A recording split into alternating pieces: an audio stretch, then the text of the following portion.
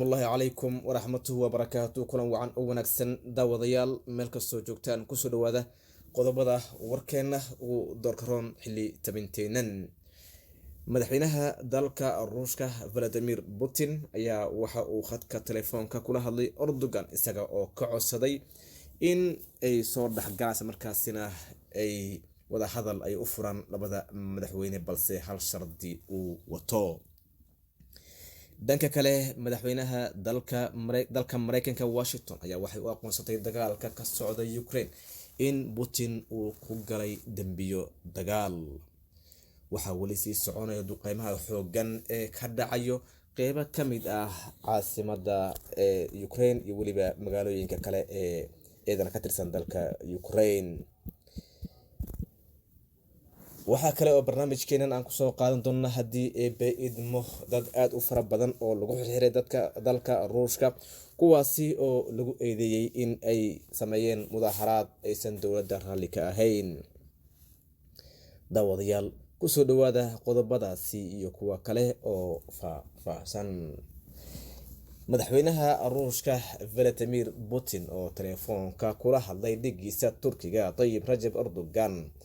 ayaa waxa uu u sheegay in uu diyaar u yahay wada hadal lagu soo afjarayo dagaalka Ukraine balse sida uu horay uu ku sheegay uu wada hadalka hadii uu sii dheeraado uu noqon doono mid fashilma oo aan mira dhalin joojinta waxay Moscow ku qeexday howlgalka gaarka ah ayaa suurtagal ah kaliya hadii Kiev ay joojiso howlgallada militariga markaasina ay fuliso dalabyada Ruushka ee la og yahay sida uu horay oo soo baxay war-saxaafadeed Kremlin-ka kaasi oo lagu sheegay in madaxweynaha dalka Ruushka uu ku xiray in Ukraine looga dambeeyo Ukraine ay hoos timaado ciidamada Ruushka ilaa ay hadda waxa rally ahaada ciidamada Ruushka ilaa ay hadda 600 oo gantaal oo ah nooca casriga ayaa waxa ay ku garaaceen Ukraine tan iyo markii uu dagaalka uu bilowday 24 February sida uu sheegay sargaal sare oo ka tirsan gaashaandhigga Mareykanka militariga Ukraine ayaa xadii sheegay in Ruushka uu bilaabay inay awoodooda isku geeyaan iyaga oo isku diyaarinayo ama ku soo xoomayo magaalada caasimada ayna doonayaan in magaaladaasi ay si dhaqso leh ay u qabsadaan ciidamada Ruushka ee isku dayay inay qabsadaan Kiev ayaa sameeyay kaliya horumar kooban inkasta oo wasaaradda difaaca Ruushka hadii ay baahisay muuqaal muujinayo qaar kamid ah gawaaridooda dagaalka oo sii qulqulayo ama u ruqaansaday dhankaas iyo caasimada dagaalka Ruushka iyo Ukraine ayaa waxa uu galayaa marxalad cusub isaga oo Ruushka hadda uu adeegsanayo gantaale casri ah kuwaasi oo la dhacayo magaalooyinka waaweyn ee dalka Ukraine ciidamada Ukraine ayaa dhankooda xoojiyay difaacyadooda magaalada iyaga oo qotay dhufayso isla markaasina xanibay wadooyinka muhiimka ee magaalada soo galo magaalada wadooyinka waaweyn ee soo galo ayaa waxa lagu arkay dhufaysi waaweyn oo dhulka hoostiisa kuwaasi oo ay qoteen ciidamada militariga Ukraine waxa kale oo halkaasi ay dhigteen gantaalo lidka diyaaradda iyaga oo ku difaacayo in magaalada aysan soo gaarin duqeymaha dhinaca kale maamulka Biden waa dalka Mareykanka ayaa xadii sheegay inay sahminayaan inay mamnuucaan shidaalka laga soo dhoofiyo Ruushka si loo xoojiyo cunaqabateennada la saaray Moscow ayaa horay waxaa loo saaray cunaqabateeno dhowr ah kuwaasi oo ilaa hadda uu la dhacayo dhaqaalaha dalka Ruushka balse tanna waxa ay qayb ka noqon doontaa waa hadii lagu guuleysto cunaqabateynta la sii saarayo Ruushka kuwaasi oo lagu xoojinayo inkasta oo dalka Ukraine horay uu u dalbaday in la siiyo hubka lidka diyaaradda neetuna ay garab u noqoto balse ilaa hadda dalabkooda wax si fiican uga jawaabay ma aysan jirin warbaahinta Ruushka ayaa dhanka kala sheegay in Putin uu telefoonka kula hadlay madaxweynaha dalka Faransiiska Emmanuel Macron ayaa Putin u sheegay in uu ka walaacsan yahay weerar dhul iyo bad ah oo Ruushka uu ku qaado magaalada taariikhiga ah ee Odessa ee Ukraine magaaladani ayaa waxa ay tahay magaalo taariikhi ah isla markaasina ay reer galbeedku aad ugu faanaan, balse ruushka ayaa waxaa laga cabsi qabaa in magaaladaasi gebi ahaanba uu dhulka uu la simaa, isaga oo horey ugu baaqay in dadka ku nool magaaladaasi inay iskaga baxaan isla markaasina ay kusoo waajahan yihiin ciidamadiisa, weliba diyaaradaha laga cabsi qabo inay halkaasi ay duqeymo ba'an ay ka geystaan.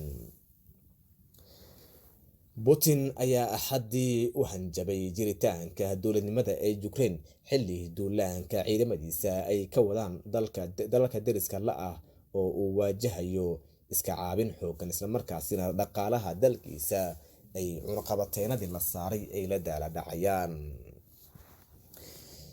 dhanka kale haddii iyadana ay eegno, ciidamada ruushka ayaa waxa ay ogolaadeen in ay xabad joojin ay sameeyaan.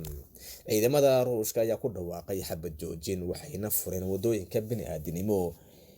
isla markaasina dadka rayidka si ay uga baxaan ama ay uga baxsadaan dagaalada halkaasi ka socdo. waxaa kale oo ay ogolaadeen in halkaasi la gaarsiiyo gargaarka bini'aadanimo. waxaa lasoo sheegayaa in ciidamada ruushka ay duqeymo ba'an ay ka geysteen magaalooyinka waaweyn ee dalka Ukraine. ciidamada ruushka ayaa duqeymo ku burburiyey guryo iyo iskuulo ku yaala magaalada Chernihiv ee dalka Ukraine. magaaladani ayaa waxaa laga soo duubay muuqaalo kuwaasi oo ku tusinayo burburka baaxadda leh ee halkaasi soo gaaray. ruushka ayaa maalmihii u dambeeyey waxa uu adeegsanayay awoodiisa, taasi oo inta badan uu doonayo inuu xoog uu ku muquuniyo dalka Ukraine. dhanka kale haddii aynu Washington waxa ay warbixin ay soo saartay ee ku sheegtay inay ku kalsoon yihiin in ruushka uu galay dambiyo dagaal, isla markaasina lagu soo oogi karo madaxweynaha ruushka Vladimir Putin dambiyo dagaal inuu ka galay ruushka, balse arrintaasi ruushka marna dhagjalaq u siin maayo. haddii aynu gudaha dalka ruushka in ka badan 4,366 qof ayaa lagu xiray 56 magaalo oo ku yaalo dalka ruushka kadib markii dadkaasi ay sameeyeen mudaharaad, isla markaasina ay kaga soo horjeedeen dagaalka lagu qaaday dalka Ukraine.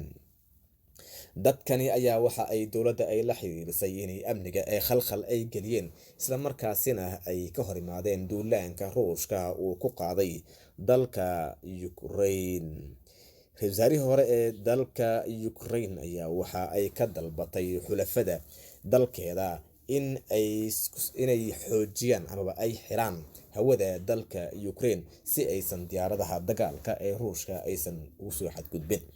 waxa ay sheegtay kadib markii ay qiimeeyeen cunaqabateynta la saaray dalka ruushka inay weli ay tahay mid aan adkeyn, isla markaasina ay dalbanayaan in cunaqabateyn dheeri ah la saaro. waxa kale oo ay dalbatay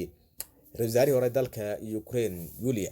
in ay NATO ay la soo gaarto xaalad degdeg ah, isla markaasina ay ka caawiso dhanka hubka waa haddii aysan u soo direynin ciidamo ka dagaala gudaha dalka Ukraine. waxaa kale oo ka dalbatay in ciidamo nabad ilaalin ah in la keeno Ukraine si xaalka halkaasi ka jira isbedel loogu sameeyo. daawadayaal waxaa intaasi inooga dhan warbixin dal iyo dibadda naga soo gaaray halkan aad kala socoteen. intaan marka mid xigo ku kulminaa David Mo nabad galyo.